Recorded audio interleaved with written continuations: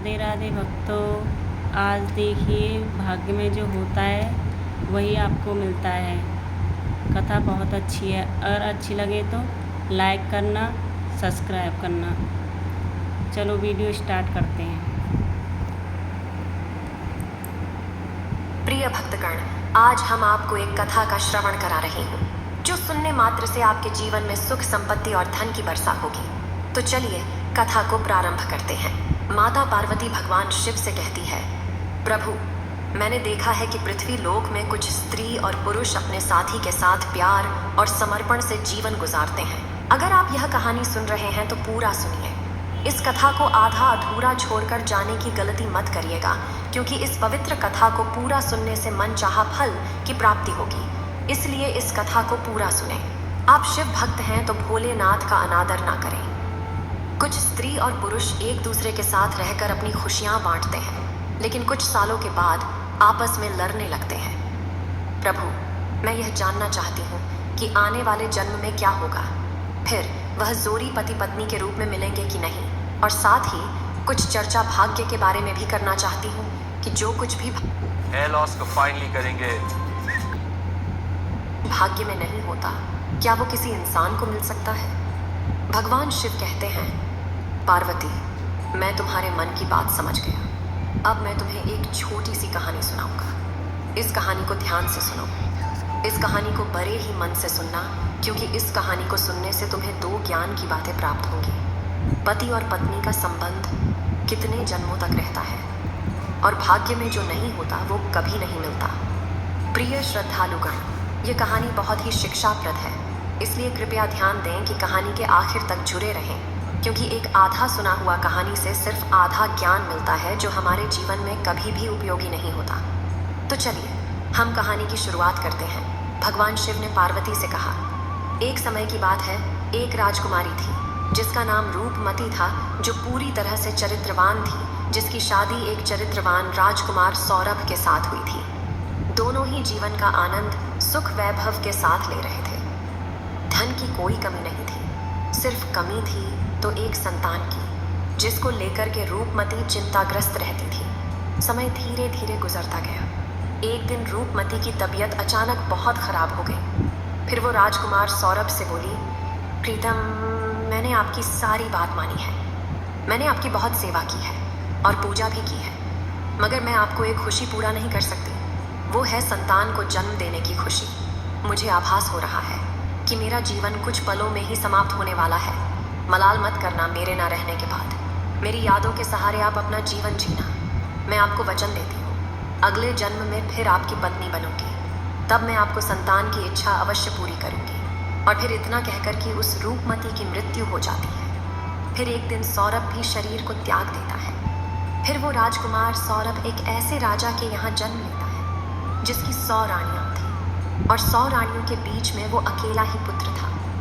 उधर वो राजकुमारी रूपमती भी एक ऐसे राजा के यहाँ जन्म लेती है जहाँ 100 रानियां थीं, और सब रानियों के बीच में केवल एक ही पुत्री थी। जिस राजा के पुत्र था, उस राजा के पास में एक बहुत ही अक्लमंद और वफादार तोता था। राजा उससे बहुत सारे मामलों में सलाह लिया करता था, और उसकी सलाह वो मानता भी था। बड़ी बड़ी मुश्किल समस्याओं में राजा तोते की सलाह अवश्य देता था। एक दिन राजा ने उस तोते के पास गया और तोते से कहा, हे तोते, मैं तुम्हें एक बहुत बड़ी जिम्मेदारी सौंपता हूँ जो तुम्हें पूरी करनी है। तो तोता ने कहा, बोलो महाराज, मैं आपके लिए कुछ भी कर सकता हूँ। तो राजा ने कहा, है तोते, तुम तो जानते हो कि मेरा एक ही बेटा है, और मैं अपने बेटे के लिए कैसी बहू चाहता हूँ, वह तुमको पता है। तुझे मेरे लिए ढूंढ करके वैसी ही बहू लानी है। राजा ने उस तोते को अपने मन की सारी बात बता दी, बहू कैसी चाहता है। फिर राजा की बात को सुन करके वो तोता राजी हो गया, और फिर तोता ने राजा से कहा, महाराज, आप जिस तरह की राजकुमारी चाहते हैं, आपको जिस तरह की पसंद हो, आप एक पर्चा पे लिख करके और मेरे पैर में वो पर्चा बांध दो, और फिर आगे का काम आप मेरे ऊपर छोड़ दो। मैं वैसी ही राजकुमारी तलाश करके लाऊंगा जैसी राजकुमारी आप चाहते हैं। भगवान शिव बताते हैं कि पार्वती फिर तोते की बात सुनकर राजा ने एक पर्चा पर अपने पसंदीदा राजकुमारी के बारे में लिख दिया कि वह कैसी राजकुमारी चाहता है, और उस पर्चे को तोते के पैर में बांध दिया। अब तोता एक पड़ोसी देश में पहुंचा, जहां बहुत तेज बरसात हो रही थी। इसलिए उसने एक जंगल में आश्रय लिया। वहाँ उसको एक पुराना खोखला पेड़ मिला, जहाँ उसने सोचा कि यह स्थान उसके आराम के लिए बहुत उपयुक्त होगा। जैसे ही तोता उस खोखले पेड़ में जाने के बारे में विचार किया, वहाँ से एक आवाज़ आई, तुम अंदर नहीं जा सकते। अगर तुम अंदर गए तो तुम अंधे हो जाओगे। फिर तोता ने इस डरावनी बात को सुनकर खोखले पेड़ में नहीं गया और वहीं पर एक झूला जिसका एक तार टूटा हुआ था, वहाँ जाकर बैठ गया और वर्षा थमने का इंतज़ार करने लगा। बारिश बंद होने के बाद में उसी जगह एक मैना निकली और आकर तोते के पास बैठ गई। फिर दोनों बहुत देर तक बातें करते रहे। इस बीच तोते ने मैना को सारी बात बताई कि वो कहाँ जा रही है। फिर तोते की बात सुनकर के वो मैना कहने लगी, आज की हमारी मुलाकात बहुत ही अच्छी रही।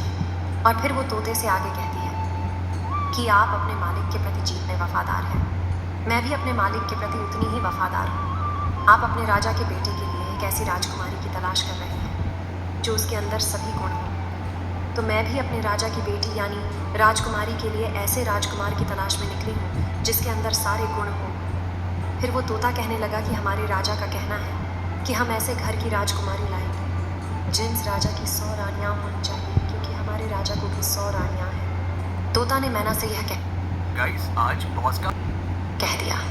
मैना कहती है, अब हम आपकी बात समझ गए हैं, क्योंकि आपके राजा के पास भी 100 रानियाँ हैं और हमारे राजा के पास भी 100 रानियाँ हैं। आपके राजा के पास केवल एक राजकुमार है और हमारे राजा के पास केवल एक राजकुमारी है। आपके राजा का राजकुमार भी सर्वगुण संपन्न है और हमारे राजा की राजकुमारी भी सर्वगुण संपन्न है। तोता को अपने मन की बातें बताई और वहाँ पर तोता ने राजकुमार की पसंद की बातें सुनाई। फिर तो वह तोता और मैना राजकुमारी के देश में आ गए, क्योंकि तोता मन में यह सोच रहा था कि मेरे मालिक का सपना पूरा हो जाएगा, उनकी इच्छा पूरी हो जाएगी। वह जैसी राजकुमारी चाहते हैं वैसी ही राजकुमारी आज मुझे मिल गई है। इस प्रकार जब तोता और मैना उड़ते हुए राजकुमारी के महल में पहुंचे तो महल के एक नौकर ने उनको देख लिया। तो उन्होंने राजा से जाकर बताया कि महाराज, आपने मैना को जिसका कार्य के लिए भेजा है उसने आपके साथ में बहुत बड़ा विश्वासघात किया है। वो राजकुमार की तलाश में कहीं पर नहीं गई, वो तो एक तोते के साथ घूम रही है। मैंने तोते के साथ घूमते हुए अपनी आंखों से देखा है और आपकी बात तो पूरी तरह से भूल गई है। आपकी आज्ञा का उसने उल्लंघन किया है। इस प्रकार राजा को क्रोध आ जाता है और वो तोता और मैना को दोनों को मारने का हुक्म देते हैं। तोता और मैना को यह बात जानकारी हो गई कि राजा हमें मरवाना चाहता है। यह बात तोता और मैना को समझ में आ गई और फिर मैना तोता से कहा, हमारी जान इस जगह पर खतरे में है, हमें जल्दी इस स्थान से दूर भाग जाना चाहिए। इससे पहले कि राजा हमें मार दें तब हमें यहाँ से भाग जाना चाहिए। हमें जल्दी से इस स्थान को छोड़ देना चाहिए, वरना हम दोनों बिना बात के मर जाएंगे, जैसे कि राजा ने तय किया है। इसके बाद जब तोता और मैना ने सोचा कि वे इस स्थान से दूर जाने वाले हैं तो वे बहुत दूर उड़ कर चले गए। जब राजा के सिपाहियों ने बहुत देर तक खोजते रहे पर वे नहीं मिले, फिर सैनिक वहाँ से वापस आ गए, क्योंकि उन्हें लगा कि तोता और मैना दूर भाग गए होंगे। अब इधर तोता और मैना ने कुछ दिनों तक इंतज़ार किया ताकि लोग उनकी बातों को भूल जाएं। फिर कुछ दिनों बाद तोता और मैना वापस महल आए और आकर के तोता राजा के दाएं घुटने पर और मैना राजा के बाएं घुटने पर आकर के बैठ गए। फिर तोता मैना ने राजा से पूछा, आप हमको क्यों मारना चाह रहे थे? हम तो आपके वफादार हैं, आपके महल के नौकर हमसे जलते हैं, इसीलिए उन्होंने आपसे हमारी बुराई की। हम दोनों तोता और मैना बड़ी शान वाले उन राजाओं के नौकर हैं जो अक्लमंद भी है और अमीर भी हैं। हमने आपके साथ में हमेशा वफादारी की है। तोता और मैना अपने मन की बात बताते ही और कहते हैं कि दोनों राजाओं के यहाँ पर 100 रानियाँ हैं। उनमें से एक के केवल एक बेटा है और दूसरे राजा की केवल एक बेटी है, जबकि वे राजाएं कभी भी एक दूसरे को नहीं मिले थे।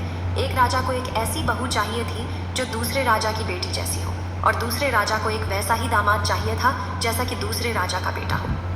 हम महाराज आपके दोनों दरबारों के नौकर हैं। हम भगवान की कृपा से आपके राज्य के बाहर एक जंगल में मिले थे और अब हम आपके पास इस अच्छी खबर के साथ आए हैं। तोता और मैना ने राजा को समझाया और उन्होंने अपनी मनोबल से राजा को खुश किया। तभी तो तोता ने राजा की ओर अपना पैर बढ़ाया, जिस पर एक पर्चा था जिसमें राजकुमार की पसंद लिखी थी। राजा ने पर्चा पढ़ा और बहुत खुश हुए। पहले उन्हें तोता और मैना पर विश्वास नहीं था, फिर दोनों का एक साथ देख करके राजा को तोता मैना पर विश्वास हो गया। फिर राजा ने तोते के पैर से राजकुमार की सही तस्वीर निकाली और अपनी रानियों के पास में भेज दी और कहा, ये तस्वीर देख करके बताए कि राजकुमारी के लिए ये राजकुमार कैसा है। क्या सभी रानियां राजकुमार को पसंद करती है या नहीं। कुछ दिन बीत गए पर तस्वीर वापस नहीं आई। राजकुमारी को वो तस्वीर बहुत ही पसंद आई और फिर वो राजकुमारी उस राजकुमार की तस्वीर को अपने हाथ में ही लिए रखती थी। खैर, कुछ दिनों के बाद में रानियों की तरफ से जवाब आया कि राजकुमार सबको पसंद है, अब उसकी शादी जल्दी ही हो जानी चाहिए, क्योंकि राजकुमारी तो राजकुमार को देखे बिना ही फोटो से पसंद कर ली है। राजा ने तोते से कहा कि तुम अपने राजा के पास ये संदेश पहुंचा दो कि एक राजकुमारी ने पसंद कर लिया है और वह चाहता है कि वे 4 महीने के भीतर शादी के लिए आ जाएं। तोते ने अद्भुत आदर के साथ राजा को प्रणाम किया और फिर अपने देश की ओर उड़ गया। जब उसने अपने राज्य में पहुंचा तो तोते ने राजा को अपनी यात्रा की सारी कहानी बताया। राजा ने खुशी खुशी सुना और मन ही मन सोचने लगा कि आज मेरा सपना पूरा हो गया और वह राजकुमारी को अपने बेटे के लिए पा लिया। इसके बाद राजा ने तुरंत इस शानदार मौके को शानदार तरीके से मनाने के लिए आदेश दिया। राजकुमार के लिए राजा ने सबसे उत्कृष्ट और विशेष कपड़े बनवाए, घोड़े के लिए शानदार आसन बनवाए गए और सिपाहियों के लिए नए और विशेष वेशभूषा बनवाई गई। बहुत सारे तरह की भेंटें जैसे अनमोल हीरे जवाहरात, बढ़िया कपड़े, मुश्किल से मिलने वाले फल, कीमती मसाले और बढ़िया किस्म के इत्र आदि इकट्ठा किए गए। हर चीज़ को याद करके राजा ने इकट्ठा किया। महीने जल्दी ही गुजर गए। इतनी तैयारियों में समय कब निकल गया पता ही नहीं चला। शादी की कुछ दिन पहले ही राजकुमार का पिता बीमार पड़ गया और वो मर गया। अब परिवार वालों के लिए यह एक बहुत ही बड़ा धक्का था। राजकुमार को अपना शादी टालना पड़ा, क्योंकि ऐसे समय पर शादी के लिए राजकुमार का जाना अपने पिता का अपमान जैसा करना दिख रहा था। फिर जैसे ही राजकुमार के पिता की मौत का अफसोस का समय बीता, फिर राजकुमार तोते के साथ में राजकुमारी के साथ में शादी करने के लिए निकल पड़ा। उधर राजकुमारी का राज्य कोई ज्यादा दूर नहीं था, इसीलिए राजकुमार तोते के साथ में बहुत जल्दी पहुंच गया और फिर राजकुमार ने अपना डेरा राजकुमारी के महल के पास वाले बगीचे में डाल दिया। अगर राजकुमार उस बगीचे में ना गया होता तो अच्छा होता, क्योंकि वहां उसका तोता मर गया। उस बगीचे के माली ने उस तोते को मार दिया, क्योंकि वो तोता एक खजूर पर बैठकर खजूर को तोड़ रहा था और राजकुमार की तरफ उस खजूर को फेंक रहा था। ये बात माली को रास नहीं आई और उसने तोते को मार दिया। फिर जैसे ही राजकुमार के पास यह मुश्किल आई, उसके कुछ देर बाद ही उसने सुना कि राजकुमारी के पिता ने अपनी बेटी की शादी उसके साथ करने से इनकार कर दिया, क्योंकि उसका पिता मर गया था।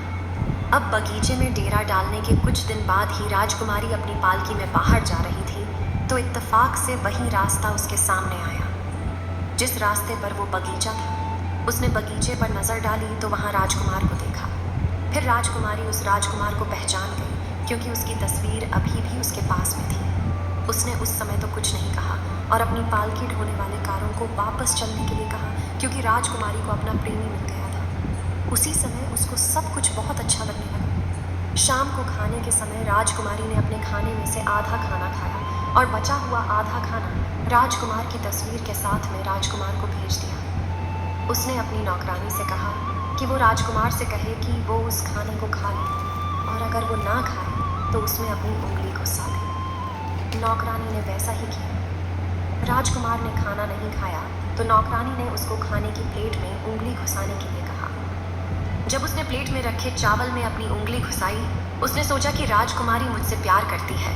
ऐसा सोचकर वह अपने हाथ चावल में मिलाए और एक पत्र राजकुमारी के लिए लिखकर उसे नौकरानी के द्वारा भेज दिया। फिर जब राजकुमारी ने वो पत्र पढ़ा तो उसके मन में राजकुमार से मिलने की इच्छा उत्पन्न हुई। उसने रात को अपना घोड़ा तैयार करवाया और उस बगीचे की ओर चल पड़ी जहाँ पर राजकुमार ठहरा हुआ था। तभी राजकुमारी ने कहा, मैं तुमसे बहुत प्यार करती हूँ और इसीलिए मैं छिपकर तुम्हारे पास आई हूँ। मेरे पिता मुझे तुमसे शादी करने की इजाज़त नहीं देंगे। चलो अपना घोड़ा तैयार करो और मुझे अपने साथ अपने राज्य ले चलो, जहाँ हमारा कोई कुछ नहीं बिगाड़ सकता। तब राजकुमार और राजकुमारी दोनों ही घोड़े पर सवार होकर के राज्य से बाहर की तरफ चल दिए और वो एक ऐसे स्थान पर जा पहुँच गए जहाँ पर उनकी जान बहुत बड़े खतरे में पड़ गई। वो जीस नगर में पहुँचा। उस जगह पर एक जादूगरनी रहती थी।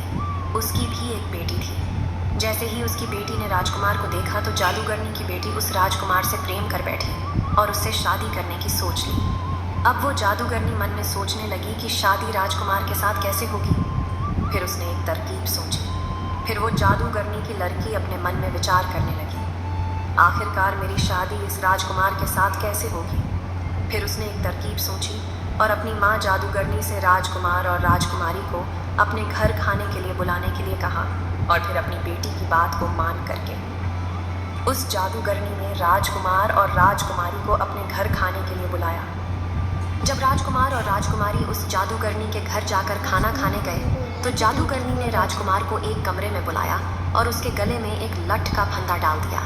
जब फंदा डाला गया तो वो राजकुमार, जो पहले एक इंसान था, एक भैंस के रूप में बदल गया और फिर दूसरे दरवाजे से जादूगरनी ने उस भैंस को घर से बाहर ले जाकर एक सुरक्षित स्थान पर बांध दिया। वहाँ वो अपनी बेटी के साथ भी था। अब राजकुमारी खाने के बाद अपने राजकुमार को खोजने लगी, लेकिन वो भैंस बन चुका था। उसे कैसे ढूंढते? पूरे दिन वो भैंस थे जो जादूगरनी की बेटी के पीछे घूमते रहते थे। जादूगरनी की बेटी जहाँ भी जाती वह भैंस उसके पीछे जाता। जादूगरनी की बेटी रात को भैंसे के गले से वो रस्सी का फंदा निकाल देती थी, जिससे वो राजकुमार बन जाता था और भैंसे का रूप खत्म हो जाता था।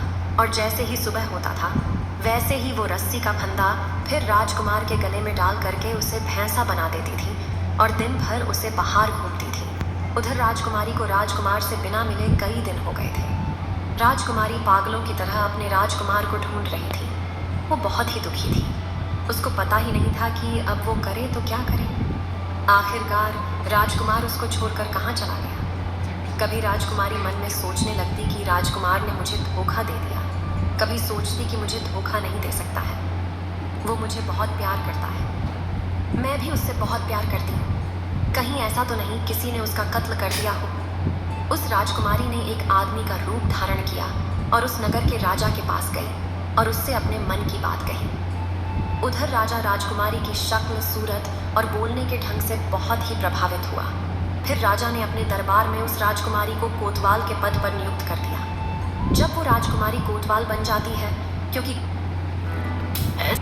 कोतवाल का आना जाना बहुत सारे घरों में होता है, इसलिए उसे बहुत सारे घरों के अंदर बाहर के रहस्य मालूम होते हैं। इस प्रकार वो राजकुमारी कोतवाल बनकर राजा के यहाँ काम करने लगी। समय धीरे धीरे बीतता गया, कई साल बीत गए। फिर एक दिन राजा की मृत्यु हो जाती है। उधर सभी नगरवासी उस कोतवाल को राजा बना देते हैं, क्योंकि उस कोतवाल राजकुमारी का व्यवहार जनता के प्रति बहुत ही अच्छा था। फिर एक दिन उसी नगर से एक व्यक्ति एक भैंसा खरीदने के लिए उस राजा रूपी राजकुमारी के पास आया, तो राजा रूपी राजकुमारी ने उस व्यक्ति का भैंसा खरीद लिया। वो भैंसा बहुत ही काम का था। वो किसी भी खोई हुई चीज़ को सूंघ करके बता देता था। एक दिन अचानक वो भैंसा कहीं गुम हो गया। फिर तो राजा ने उस नगर में सूचना भिजवा दी कि इस नगर में जितने भी भैंसे हो सबको यहाँ पर इकट्ठा किया जाए। उधर ये सूचना उस जादूगरनी के पास भी पहुंची। अब सभी नगर के राजा के सामने एकत्रित हुए, मगर उस जादूगरनी ने अपना भैंसा, जो कि एक राजकुमार था, उस राजा के दरबार में नहीं भेजा। फिर जब सैनिकों ने राजा रूपी राजकुमारी को जादूगरनी के द्वारा अपना भैंसा नहीं भेजने की बात बताई, तो राजा रूपी राजकुमारी एकदम से भड़क गई और उसने जादूगरनी सहित उस भैंसे को जबरदस्ती बुलवाया। उधर जैसे ही सैनिकों ने उस भैंसे के गले में परी हुई रस्सी को जोर से खींचा, वैसे ही वो रस्सी उस भैंसे की गर्दन से निकल गई और रस्सी गर्दन से निकलते ही वो भैंसा जो था एक राजकुमार के रूप में परिवर्तित हो गया और वह तुरंत उस राजकुमार से मिली। उस जादूगरनी बुढ़िया को पकड़वाकर उस राजा रूपी राजकुमारी ने उसके पास ले जाने में मदद की। तब राजकुमारी ने सभी नगरवासियों से कहा कि उसे अपने राजकुमार से मिलने के लिए एक आदमी के रूप में रहना पड़ा था। मैं एक औरत हूँ, इसलिए आज से आप सभी हमारे राजकुमार को अपना राजा और हमें अपनी रानी मानो। नगरवासी खुश होकर उस राजकुमारी को रानी और उस राजकुमार को अपना राजा बनाने में सहमत हुए। अब उस राजकुमार को राजा बनने का मौका मिला और उस राजकुमारी को रानी बनाने का सौभाग्य प्राप्त हुआ, जबकि उस जादूगरनी बुढ़िया को सूली पर चढ़ा दिया गया और उसकी बेटी को हमेशा के लिए कैद में डाल दी गई। क्योंकि जो जादूगरनी की बेटी थी उसने पूर्व जन्म में अपने पति को झूठा दोष लगा करके एक राजा की कैद में डलवा दिया था। इसीलिए इसे जादूगरनी की बेटी को भी राजा के दंड का सामना करना पड़ा। फिर वो राजा और रानी बनकर के एक दिन घूमने के लिए जाते हैं और जब जंगल से होकर गुजरते हैं तो वो एक पेड़ के पास में आराम करने लगते हैं। वो पेड़ बरसों पुराना था।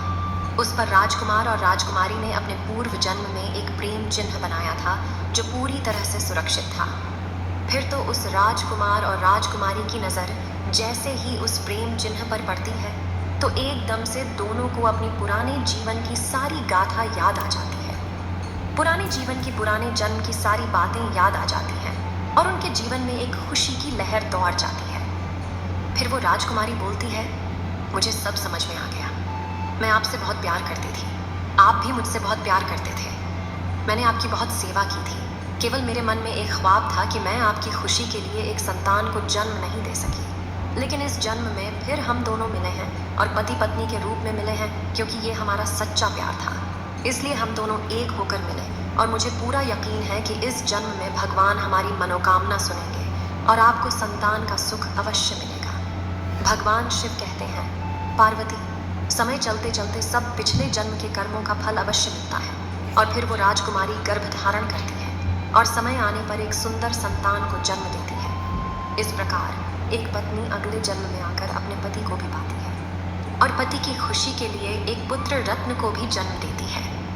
भगवान शिव कहते हैं, पार्वती, इस कहानी से पहली ज्ञान की बात ये प्राप्त हुई कि यदि स्त्री पुरुष आपस में सच्चा प्रेम करते हैं और आपस में तनक भी विरोधाभास नहीं होता, ऐसे पति पत्नी का रिश्ता जन्म जन्मांतर का होता है।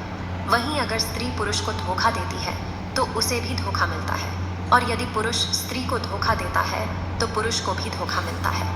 इसलिए पति पत्नी का रिश्ता अटूट विश्वास का होता है। इसलिए एक दूसरे के साथ विश्वास बनाए रखना चाहिए, और जो स्त्री पुरुष विश्वास की डोर मजबूत रखते हैं वो हर जन्म में पति पत्नी के रूप में मिलते हैं। ऐसे जैसे एक समय पर एक राजकुमारी को अपने अगले जन्म में वही राजकुमार पति के रूप में प्राप्त हुआ और उसकी आवश्यकता थी जो संतान की प्राप्ति की गई थी।